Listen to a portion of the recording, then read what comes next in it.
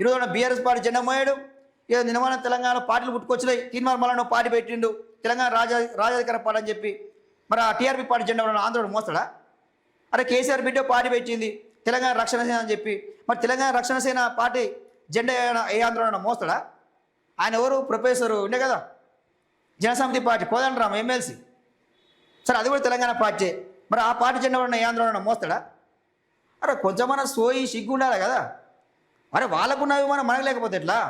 ఏదేమైనా మీకు ప్రేమలు ఉండొచ్చు కాక, చంద్రబాబు నాయుడు అంటే అభిమానం ఉండొచ్చు కాక, పవన్ కళ్యాణ్ అంటే అభిమానం ఉండొచ్చు కాక, దాన్ని ఎవరు కానట్లేరు. కానీ తెలంగాణ రాష్ట్ర ఆత్మగౌరవానికి వచ్చేవరకల్లా సహించేది లేదు. ఆత్మగౌరవం కాపాల్సిందే తెలంగాణ కోసం. ఎందుకంటే తెలంగాణ ఆషామాషిగా తెలంగాణ రాలే. ప్రాణాలకు తెగించి కొట్లాడితే తెలంగాణ వచ్చింది. చాలామంది ఆత్మ బలిదానం చేసుకుని తెలంగాణ వచ్చింది. అరగాడ బక్కడి నరసింహులు వాళ్ళు సోయిందా సిగ్గుందా? అరే ముసలోడు కావస్తుండు, అది తెలంగాణ పని డిక్షనరీ లేదంటాడు. ఇంత విషయం కక్తారా? ఎవరి మెప్పు కోసం మీరు ఈ పని చేస్తారు?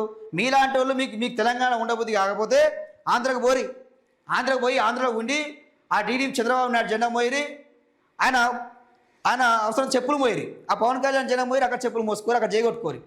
ఇక బంద్ చేసుకోవాలి. మీరు జర ఆలోచన చేసుకోవాలి. తెలంగాణలో ఉన్న ఈ జనసేన పార్టీ నాయకులు, టీడీపీ నాయకులు ఈ ఆంధ్ర పార్టీలో జెండాల మోసుడు ఏంది పోయి ఇంకెన్ని రోజులు మోస్తారు?